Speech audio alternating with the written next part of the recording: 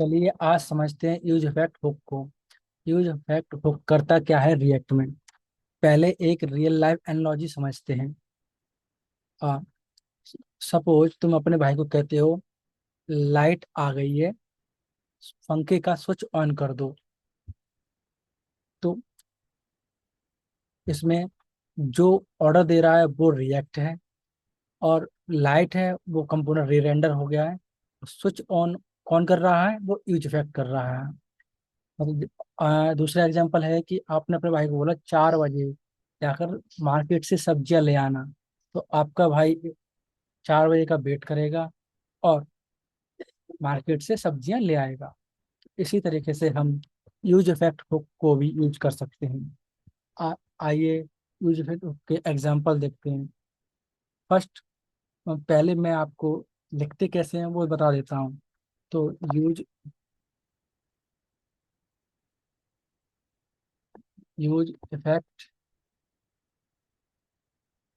Call call back and dependency array, इस तरीके से हम यूज इफेक्ट को लिखते हैं।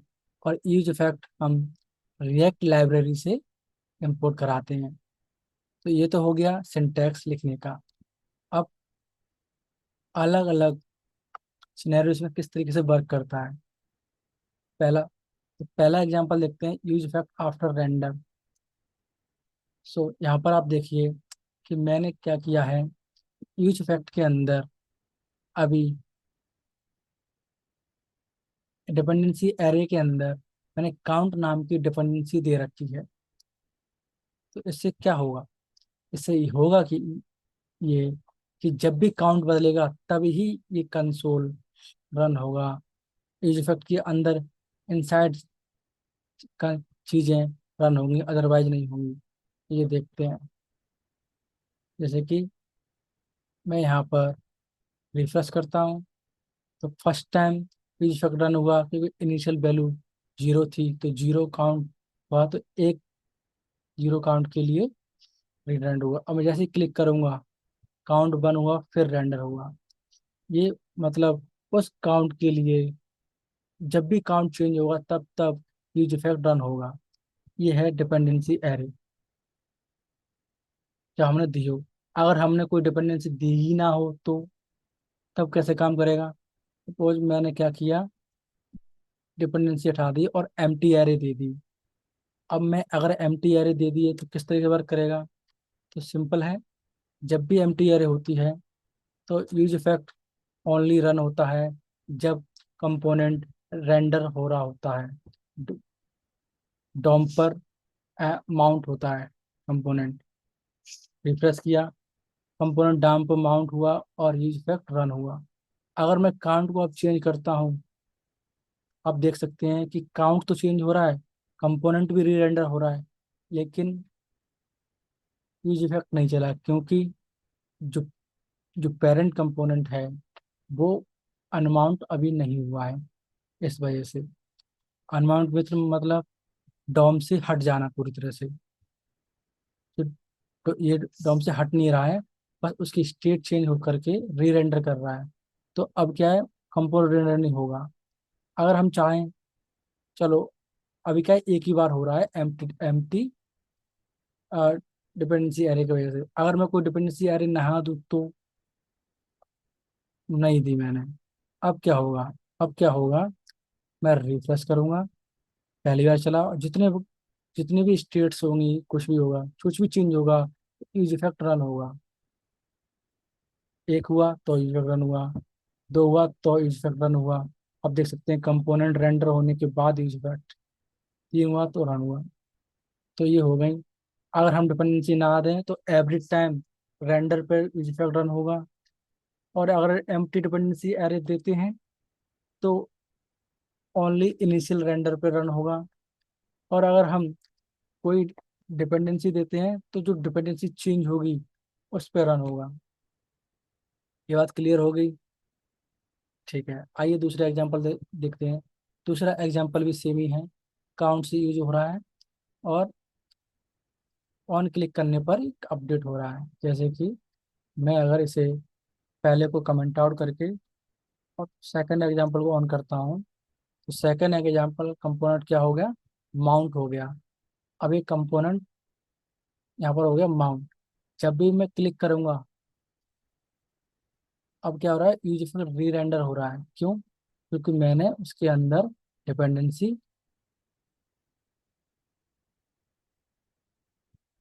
काउंट दे रखी है। ये समझ में आया? आया। ठीक है। अब चलते हैं use fact API call. Use fact में एपीआई कॉल कैसे करते हैं? सिंपल है, यूज फैक्ट का कॉन्सेप्ट सेम ही रहेगा।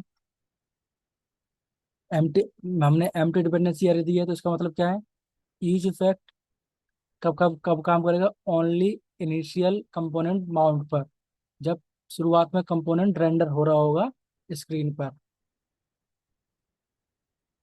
तो मैं इसे बंद करता हूँ और एपीआई कॉल वाला ऑन करता हूँ। एपीआई कॉल ऑन कर दिया। अब क्या है? नंबर 3। चलो देखते हैं।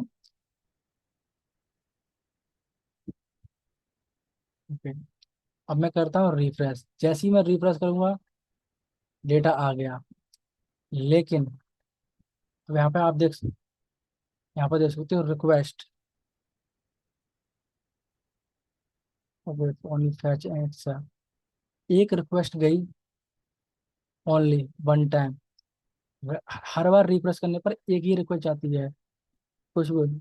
मतलब ये हमेशा इनिशियल रेंडर होने पर ही वर्क करेगा।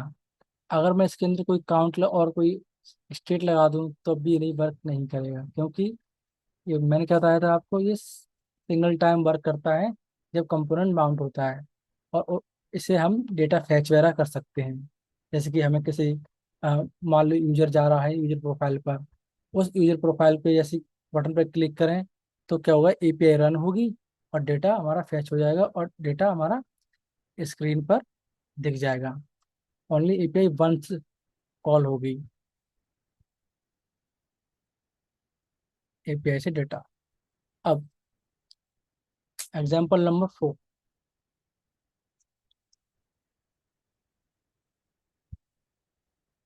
तो ये तो हो गए सारे एग्जाम्पल। अब एग्जाम्पल नंबर 4 समझते हैं। एग्जाम्पल नंबर 4 क्या है कि हम यूज इफेक्ट के अंदर क्लीन अप फंक्शन लगा सकते हैं। अभी क्लीन अप फंक्शन क्या होता है? तो क्लीन अप फंक्शन ये होता है कि जब कंपोनेंट अनमाउंट हो रहा होगा, तो क्या होगा कि वो यूज इफेक्ट में जो भी रैम के अंदर या इन मेमोरी में जो भी फंक्शन क्रिएट किया हुआ या ऐड किया हुआ, वो क्या करेगा, उसे रिमूव कर देगा। जैसे कि ये, इसको एग्जांपल देखते हैं। कंसोल।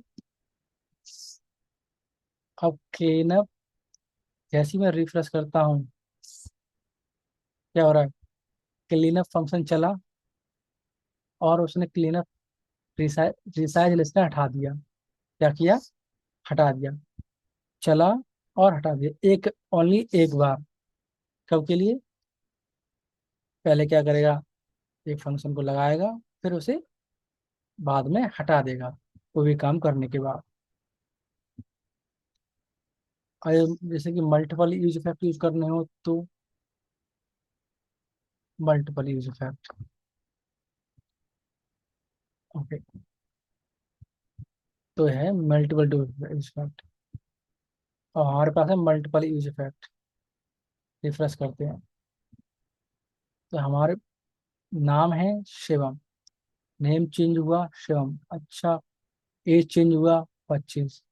कितने बार चला? एक बार। अगर मैं इस पे एज +1 करता हूँ तो क्या सिर्फ ओनली एज ही का कॉल हो रहा है, ना कि शिवम? अगर मैं शिवम में कुछ करता हूँ तो शिवम का यूज इफेक्ट चलेगा, और अगर एज का करता हूँ तो एज का यूज इफेक्ट चलेगा। इसका मतलब एज चेंज होगी तो ये वाला यूज इफेक्ट चलेगा, और नेम चेंज होगा तो ये वाला यूज इफेक्ट चलेगा। ठीक है। आप कहते हैं मिसिंग डिपेंडेंसी एरे, ये बहुत इंपॉर्टेंट है, इसे देखते हैं।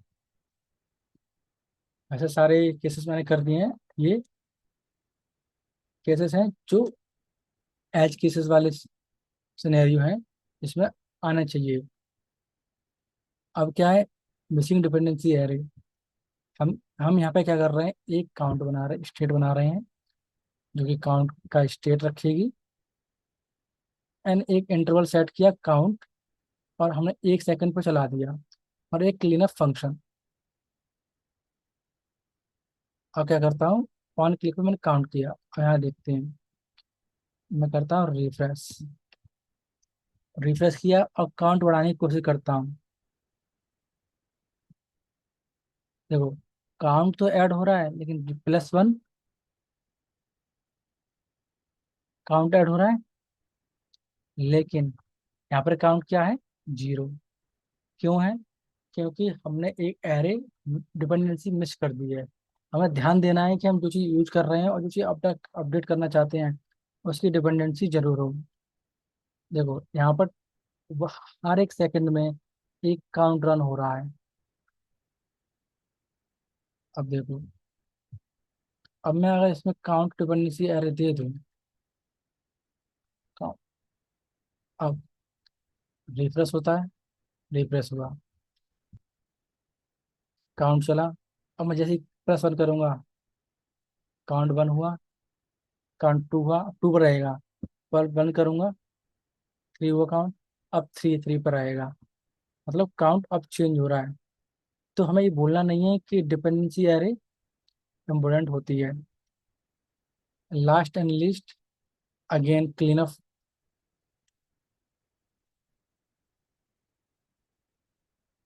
अब यहाँ देखते हैं, यूज इफेक्ट विद टाइमर। हमने क्या किया, सेट सेकंड लिया और प्रीवियस प्लस प्लस कर दिया। अब हम देखते हैं, यूज इफेक्ट विद टाइमर ये कितने बार चलेगा, एक बार। एम्प्टी डिपेंडेंसी एरे है, रिफ्रेश करते हैं, एंड टाइमर रन हो रहा है, क्योंकि ये एक बार चलेगा। इसे कहते हैं यूज इफेक्ट विद टाइमर। अगर मैं इसका क्लीन अप फंक्शन हटा दूं, फिर क्या होगा, ये क्या है, 16 है। मैं रिफ्रेश करता हूँ, शुरू शुरू हो गया। ओके, चलो देखते हैं क्लीन अप फंक्शन को हम किस तरीके से यूज कर सकते हैं, किस तरीके से समझ सकते हैं। तो इसे बंद करते हैं और क्लीन अप फंक्शन देखते हैं। और this one, missing dependency array 1।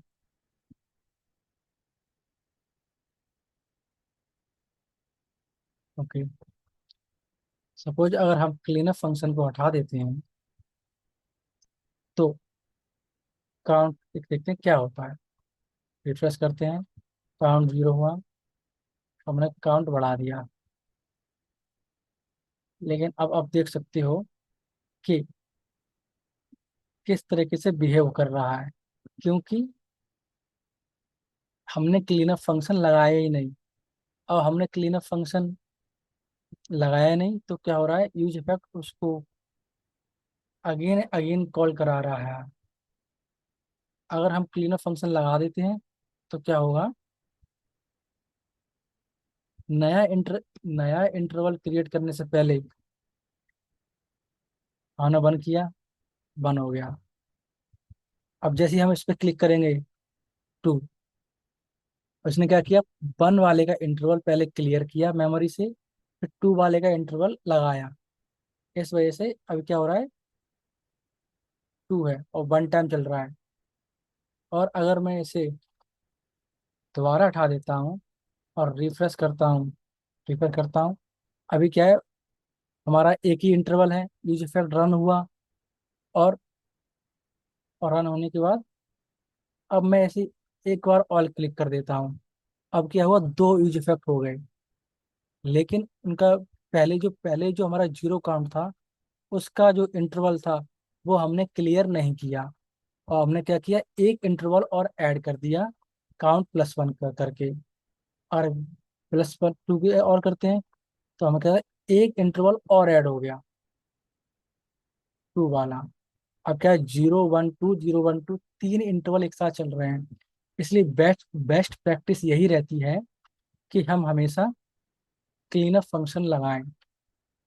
Cleanup function कुछ खास नहीं होता, बस आपको यूज इफेक्ट के अंदर, रिटर्न के अंदर एक फंक्शन फंक्शन लिखना होता है जो कि आपका पुराना किया हुआ काम को एंड करे। जैसे कि मैंने मेरा पुराना काम किया हुआ काम, एक इंटरवल लगाना था हर एक सेकंड में।